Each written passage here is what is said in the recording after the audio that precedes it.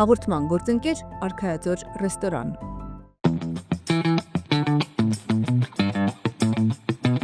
Սիրով բոլորին հրավիրում ենք նոր Արքայաձոր ռեստորանային համալիրի փակսրահ վայելելու ամենօրյա շոու ծրագրերը եւ համեղ խոհանոց։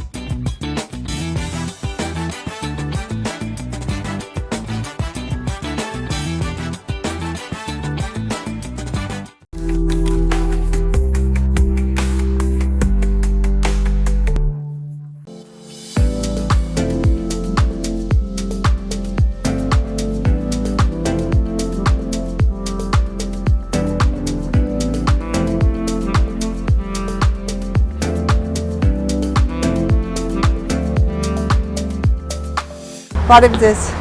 շնորհակալ եմ, որ իմ հյուրն եք։ Հաջողության ճանապարհը հեշտ տրվեց ձեզ։ Հաջողության ճանապարհը երբևիցե հեշտ չի տրվում եւ ոչ ոքի։ Իսկ եթե ձեր անցած ճանապարհը բնութագրեք 3 բառով, որոնք կլինեն դրանք։ Համարձակություն, դժվարություններ, անկոտրուն կամք։ Հաջողության ձեր փորձով, ձեր անցած ճանապարհի պատմությամբ կկիսվեք այսօր մեզ հետ։ Իհարկե, սիրով։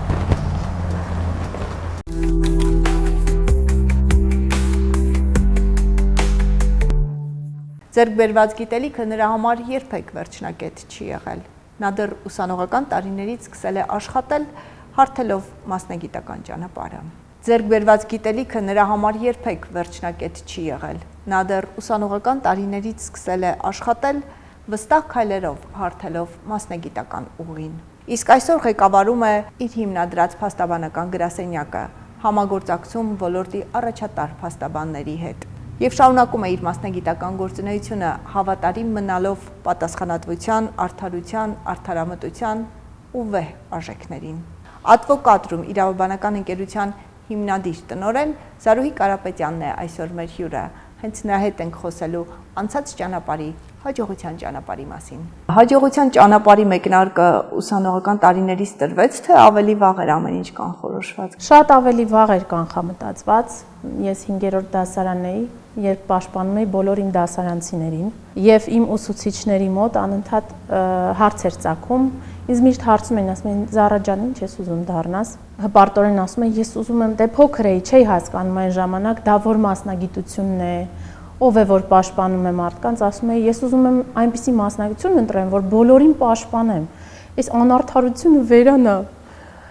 Եվ հետո արդեն ավելի հասուն տարիքում ես հասկացա, որ իմ մասնագիտությունը դա իմ կոչումն է։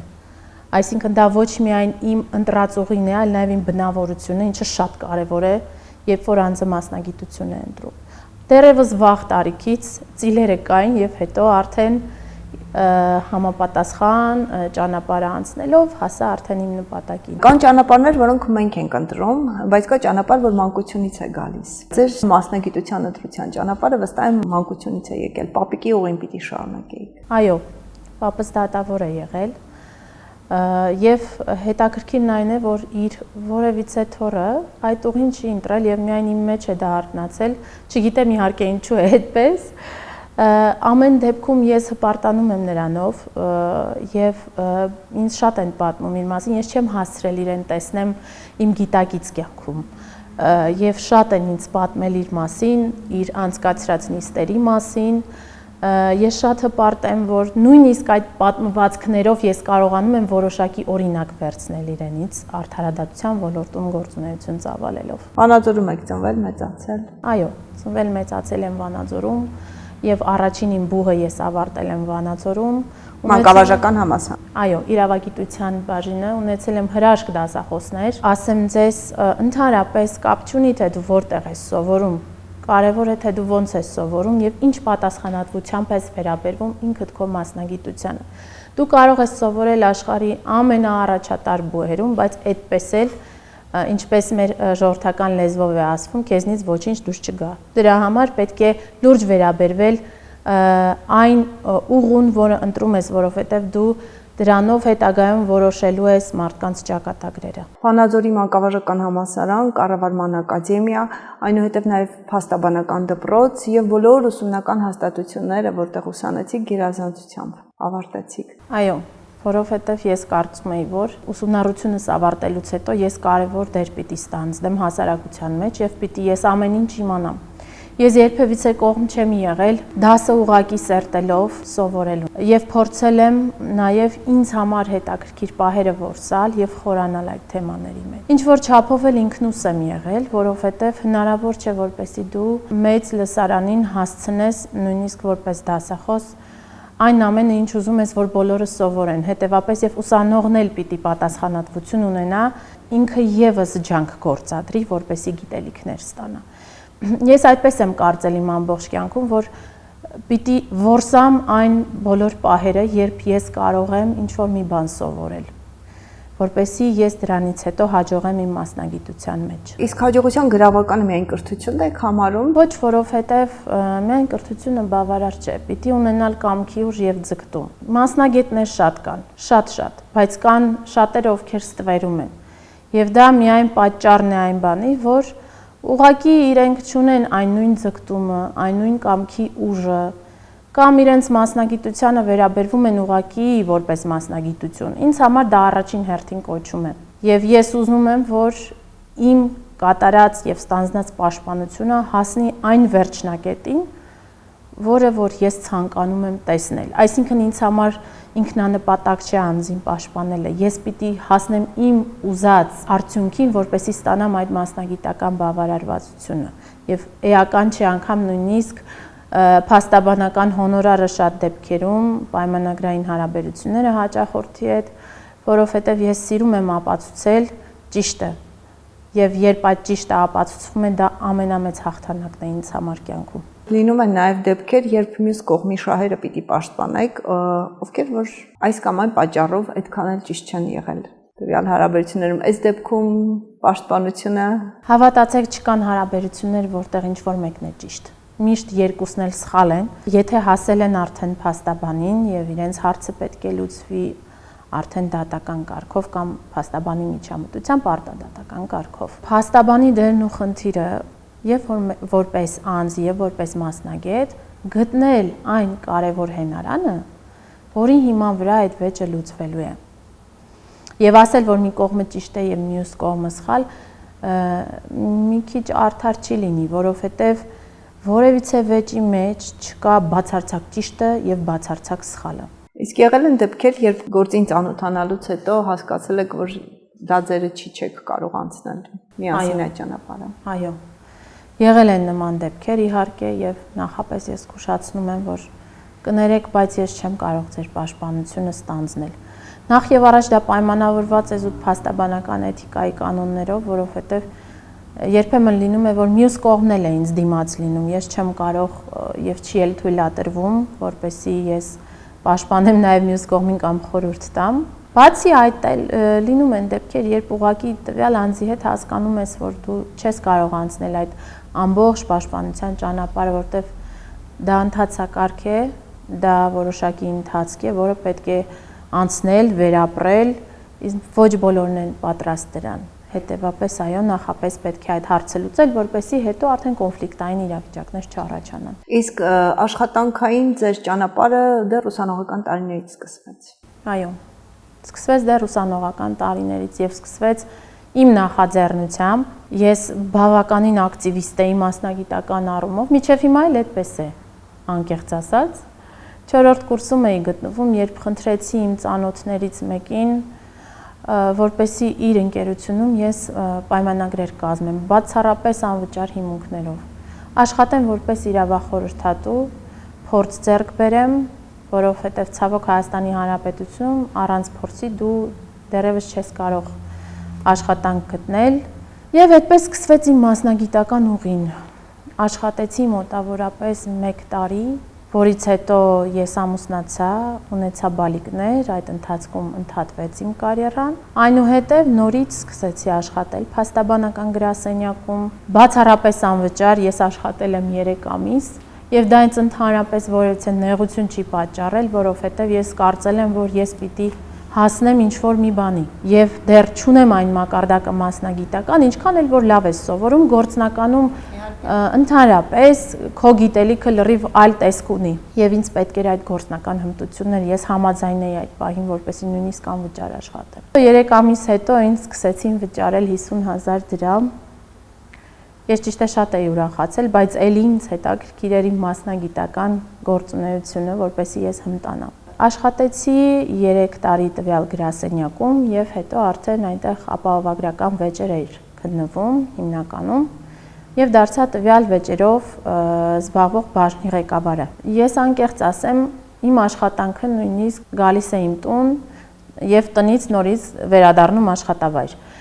Ես չեմ պատկանում այն մարդկանց դասին, թվին, ովքեր որ դուռը փակում են, մտնում են տուն ու ասում են վերջ։ Չեմ էլ կարող, որովհետև բնույթս այդպեսին չէ։ Եվ գալիս էի տուն, տանը նորից սկսում էի կարդալ, զբաղվել։ Բավականին դժվար է եղել այդ ուղին։ Մինչև որ ես հասկացել եմ, որ ես պատրաստ եմ ինքս արդեն գործունեություն ծավալել։ Այդպես դրանից հետո արդեն աշխատեցի մեկ այլ փաստաբանական գրասենյակում եւ այնուհետեւ հիմնեցի իմը։ Ժամանակի հրամայականը դարձավ սեփական փաստաբանական ընկերություն ունենալը։ Դա ավելի շատ ներքին որոշում էր։ Հետայսու որոշել ամեն ինչ մենակ։ Դա մի պահ է, երբ ինքդ ես գալիս դրան։ Չես կարող որոշակի սկզբնական փուլերում քո մասնագիտական աճի դու միանգամից որոշես, որ վերջ, ես իմ ընկերությունը պիտի ունենամ։ Դա պահ է, որը հասունանում է որոշակի փուլում, երբ որ դու հասկանում ես, որ քեզ այլևս պետք չէ այլ անձի ղեկավարության ներքո աշխատել, միայն այն պատճառով, որ դու ինքդ կարող ես ստեղծել եւ ղեկավարել, եւ այդտեղ այլ խնդիր չկա։ Վերջին գրասենյակը, որտեղ ես աշխատել եմ, Դավթյան եւ գործընկերներ փաստաբանական գրասենյակն է եղել։ Մեծ հպարտությամբ եմ ասում, որովհետեւ ունեցել եմ հրաշալի տնօրեն, ում հետ մինչ հիմա մենք շատ լավ հարաբերությունների մեջ ենք, արդեն իսկ գործընկերային հարաբերությունների մեջ ենք եւ այդ գրասենյակում եմ ես ձեռք բերել իմ հիմնական փորձը, որովհետեւ այնտեղ այնպիսի դրվածք էր, որ դու ազատ ես սովորելու եւ զբաղվելու քո մասնագիտությամբ, կաշխանդող ոչինչ չկար։ Եվ այդպես հենց այնտեղ աշխատելով ես հասկացա, որ ես պատրաստ եմ արդեն իսկ հիմնել այն ինչը կարող է իմը լինել։ Advocatum փաստաբանական ընկերությունն այսօր առաջատար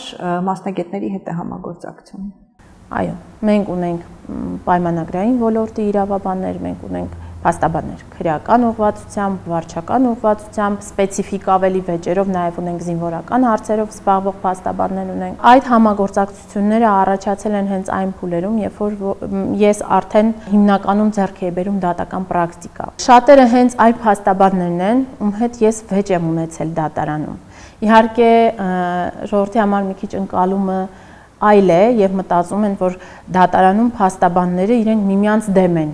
Ոչ, միմյանց դեմ է վեճը,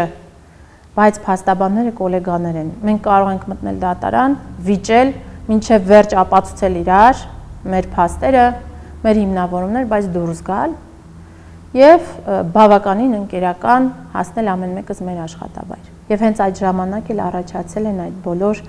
կապերը փաստաբանների հետ այլ գործունեություն ծավալող այլ ոլորտներում, այդպես էլ սկսվել է համագործակցությունը։ Փաստաբանական ընկերությունը ուղղվածություն ունի, թե բոլոր դաշտը բաց է եւ մարդիկ, ովքեր ունեն իրավական ոլորտում խնդիր, կարող են դիմել։ Դաշտը բաց է, ես ինքս քաղաքացիա իրավական եւ վարչական վեճերով եմ զբաղվում, բայց դաշտը բաց է։ Այն իմաստով, որ ունեմ, ինչպես եւ նշեցի, բավականին գոլեգաներ, գործընկերներ, ովքեր որ պատրաստ են իրենց ոլորտի վեճը ստանձնել, արդեն իսկ վեճը գալիս է իմ գրասենյակ, հետո արդեն մնացած հարցերը մենք միասին քննարկում ենք եւ վեճը փոխանցվում է իրենց։ 1 տարի է, որ գործում է ընկերությունը, բայց վստահ եմ, որ արդեն ունենք վիճակագրություն 1 տարվա ընթացքում կատարված աշխատանքներ, արված ծրագրեր, ինչու՞ չէ նաեւ նախանշված անելիքներ։ Այո, հետագա անելիքները դրանք այն երազանքներն են, որոնք իմ մոտ միշտ նպատակ են դարձել։ Ես երբեք օդային երազներով չեմ ապրել եւ չեմ ապրում։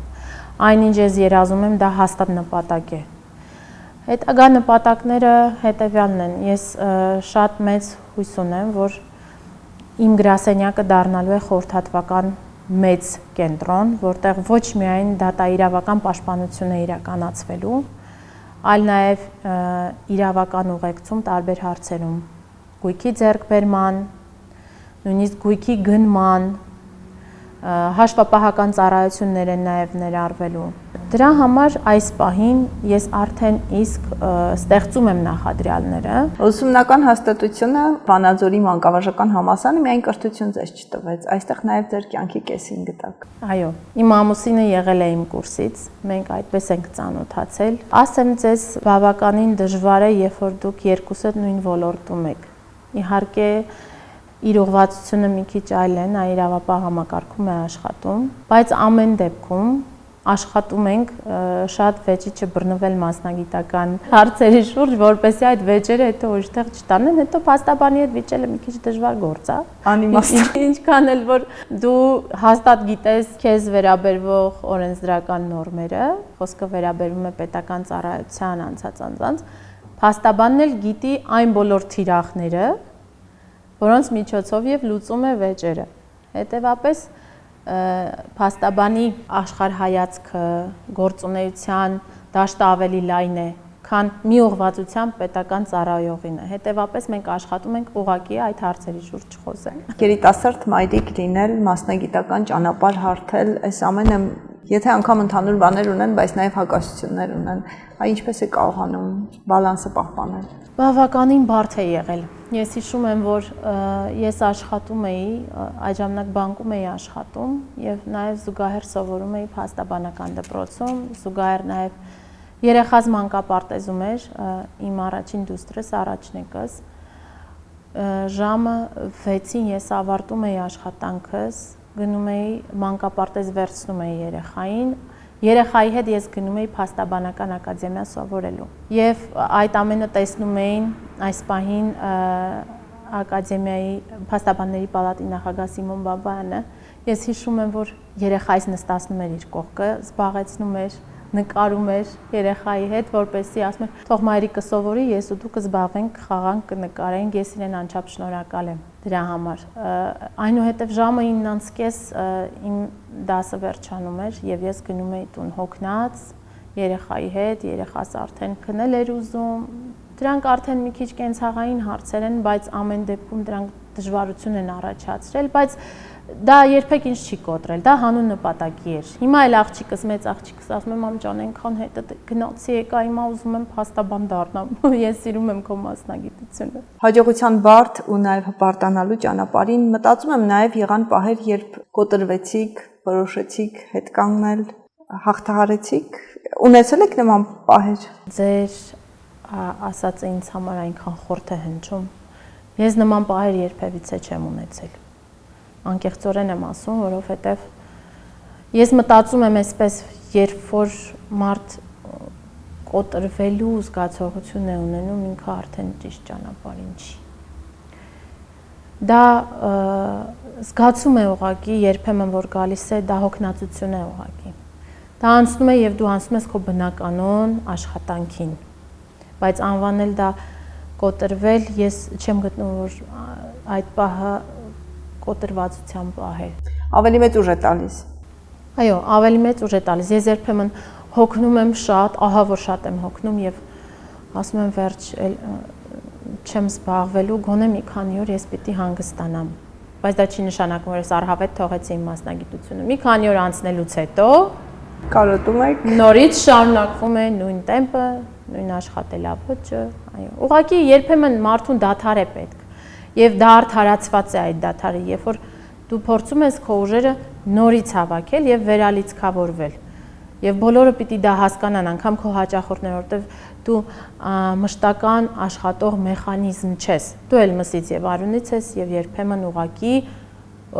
ուժերդ գնում են քեզնից։ Դա պահ է, որը անցնում է եւ նորից սկսում ես արդեն աշխատել։ Իսկ ինչ է կարծում, կին լինելը ձեր ընտրած մասնագիտության մեջ օգնող թե խանգարող հանգամանք է։ Կին լինելը օգնող հանգամանք է։ Հատկապես եթե առնչվում ես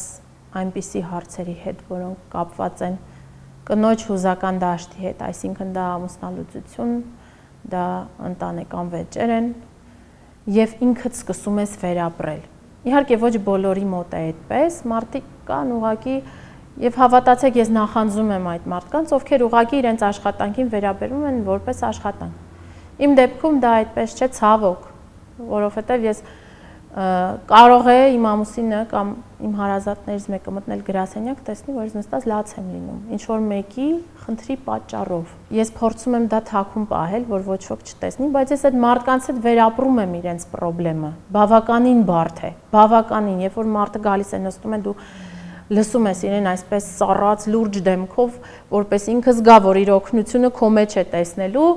եւ դրանից հետո ինքը գնում է, դու ուղղակի այդ պահին թուլանում ես լսելով այդ ամեն ինչը եւ դա նորմալ է, պետքա դա էլ քո ներսից դուրս գա, որ դու պատրաստ լինես օգնել։ Եվ կարեւոր է այնքանով, որ դու զգում ես այդ մարդու խնդիրը։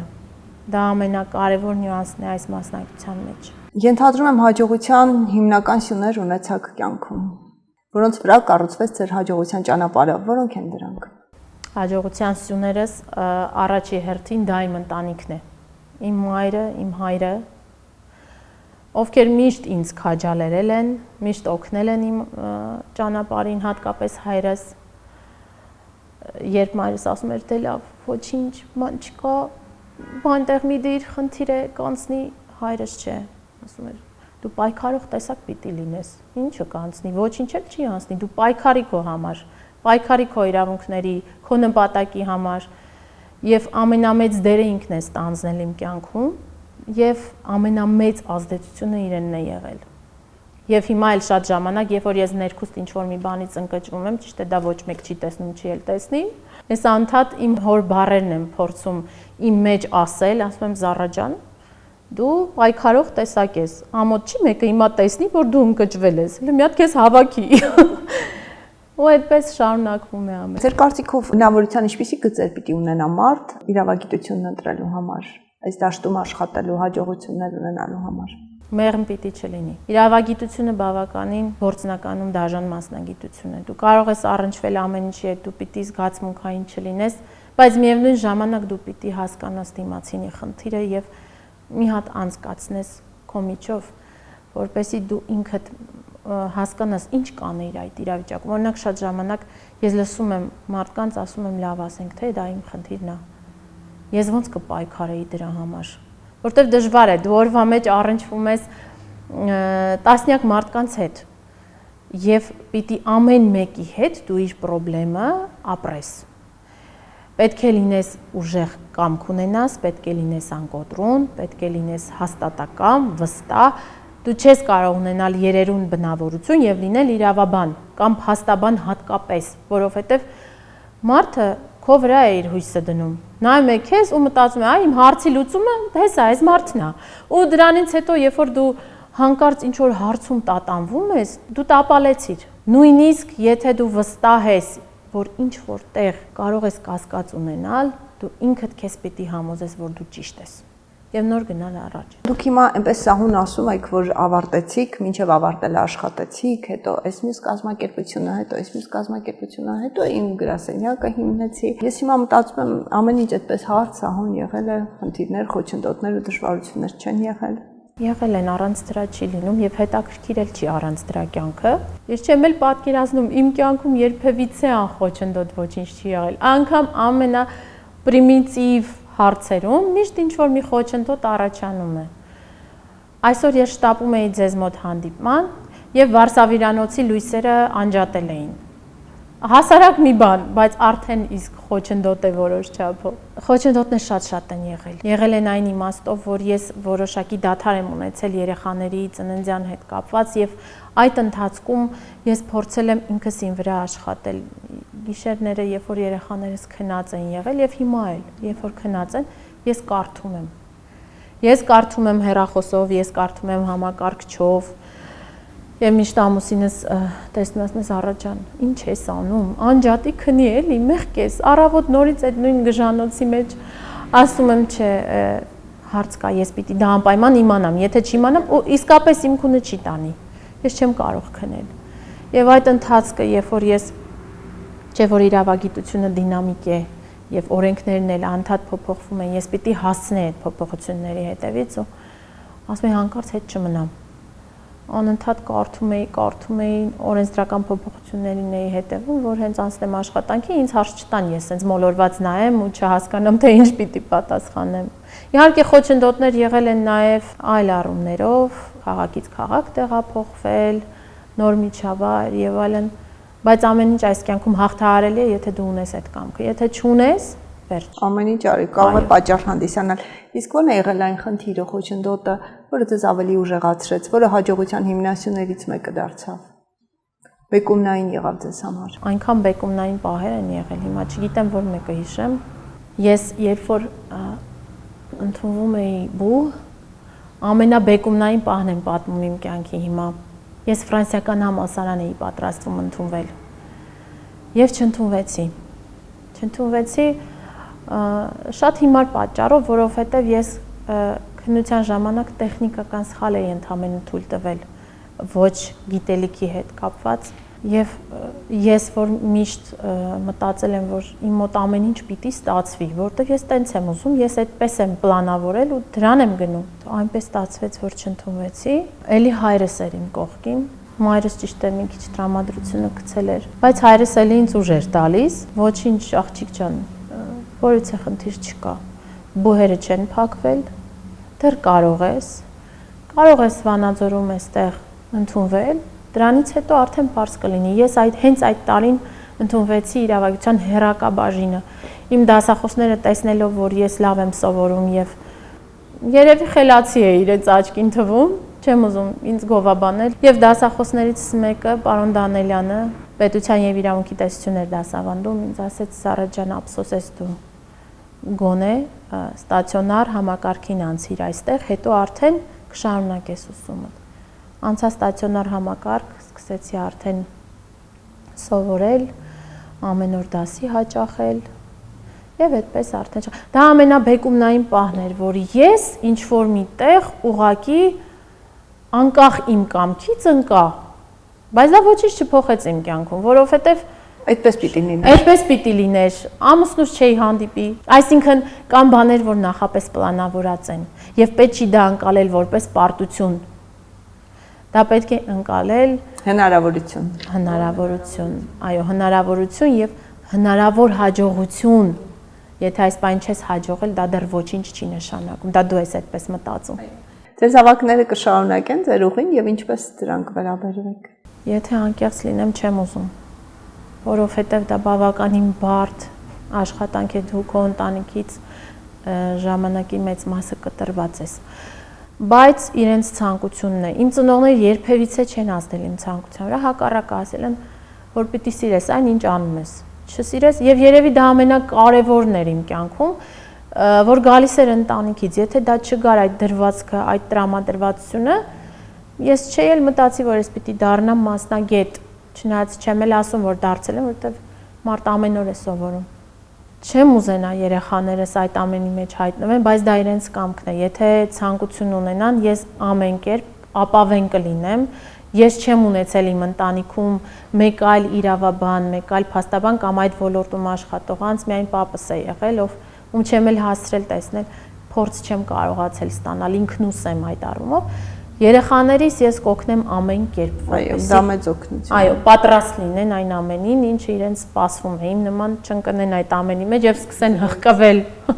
Դա դժվար է, երբ ընտանիքում առաջինը դու ես այդ ճանապարհը։ Բավականին դժվար։ Մենք նորից ձեր հիմնած փաստաբանական գրասենյակին անդրադառնանք։ Ովքեր կարող են դիմել, ինչ հարցերով կարող են դիմել գրասենյակ եւ որքանով է այսօր ընկերությունը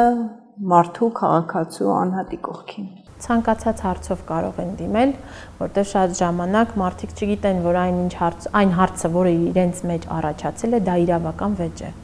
Ես պատրաստակամ եմ այդ խորհրդատվությունը տրամադրել բոլորին։ Նախ խորհրդատվությունը մեր գրասենյակում անվճար է, եւ հենց այդ պատճառով է անվճար, որտեղ շատերը չգիտեն, որ իրենց խնդիրը դա արդեն լուծելի է իրավական դաշտում։ Պիտի լսես մարդուն։ Պիտի լսես, հասկանաս, ինչով կարող ես օգնել, թե չես կարող, հետևապես եւ դուք անելիք չունեք։ Բայց եթե կա վեճ, ուրեմն պետք է անցնենք այդ ճանապարհով։ Ցանկացած հարցով կարող են դիմել, ցանկացած խնդրով եւ ուղղորդումը անպայմանորեն ստանալու են։ Նույնիսկ եթե դա իրավական վեճ չէ, մենք ուղղորդում ենք, որ դիմեք այստեղ եւ ձեր հարցը կլուծվի, դա մեր ոլորտի չէ, բայց համապատասխան իրավական օգնությունը կստանա։ Ապագա ծրագրերը շատ են, ինչպես եւ նշեցի, ես շատ եմ ուզում, որպեսզի իմ ընկերությունը դառնա մեծ խորհրդատվական կազմակերպություն եւ իր գործունեությունը ծավալի ոչ միայն Հայաստանում, այլ նաեւ Հայաստանից դուրս եւ Հայաստանից դուրս գտնվող անձանց համար Հայաստանում, դե դրան հասնելը պետք միանգամից չի լինում։ Կարևորը ձգտումն է, կարևորը նախադրյալներն են եւ իմ գործընկերներն են Հայաստանից դուրս եւ Հայաստանում, ովքեր զբաղվում են Հայաստանից դուրս գտնվող հարցերով, ովքեր որ իմ կողքին են եւ մենք միասին որոշակի պրոյեկտներ ենք նախաձեռնում, որպեսզի կարողանանք հետագայում արդեն ավելի ծավալուն ծածկույթ ապահովել, ինչպես նշեցի մեր զրույցի ընթացքում, նաև հաշվապահական, նաև բրոկեր, այդտեղ շատ անձինք արտերկրից ուզում են Հայաստանում տուն գնել, ներդրումներ անել։ Այստեղ որոշակի բիզնես գործունեություն ծավալեն եւ բնական է, որ այդ մարդիկ Հայաստանի Հանրապետության օրենսդրության չեն տիրապետում։ Մենք նաև ունենք այդպիսի առաջարկներ, որ կարող ենք նաև օգնել այդ ոլորտում, այդ հարցերում։ Դա ապագայում։ Այո, դա ապագայում, բայց այս պահին արդեն ունենք եւ նախադրյալները դրվում են, այո։ Այս պահին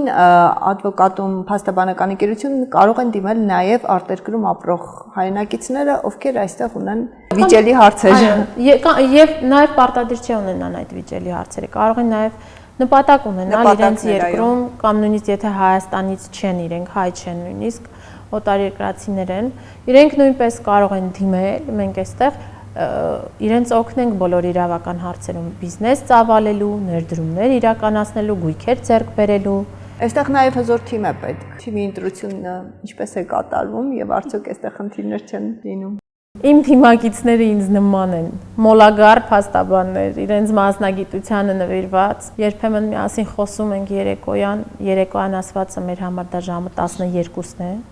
որպեսզի պարզ լինի։ Եվ դրանից հետո եւ խոսում ենք, հարցնում ենք միմյանց, բա ուր ես, բա որտեղ ես, մեկը մաքսատնից է գալիս այդ ժամին, որոշակի իրավական հարցեր է լուծում, կապված այն ընկերության հետ ում իրավական սպասարկումն է իրականացնում։ Մյուսը կարող է ուղղակի դուրս գալ քննչական կոմիտեից, եւ մենք հանգիստ քուն ու դադար չունենք։ Իհարկե կան մասնագետներ, ովքեր ուղղակի ժամը 6-ից հետո նույնիսկ հաճախորդների զանգերին չեն պատասխանում եւ ինչն է զավեշտը, որ այդ հաճախորդները զանգահարում են մեզ, ասում են բարև ձեզ, մեր փաստաբանը մեզ չի պատասխանում, եթե կարող եք դուք օգնեք մեզ, այդպես էլ է լինում, իհարկե, դե իհարկե օգնում ենք, պատրաստակամ ենք, հիմա մարդ է միգուցե եւ արդեն այնքան են զանգահարել, հանգստանալու կարիք է զգում եւ դա նորմալ է, բայց մենք կարծես թե չունենք դրա կարիքը։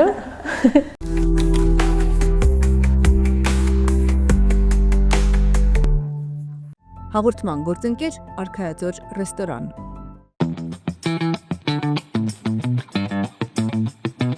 Սիրով բոլորին հրավիրում ենք նոր Արքայաձոր ռեստորանային համալիրի փակ սրահ վայելելու ամենօրյա շոու ծրագրերը եւ համեղ խոհանոց։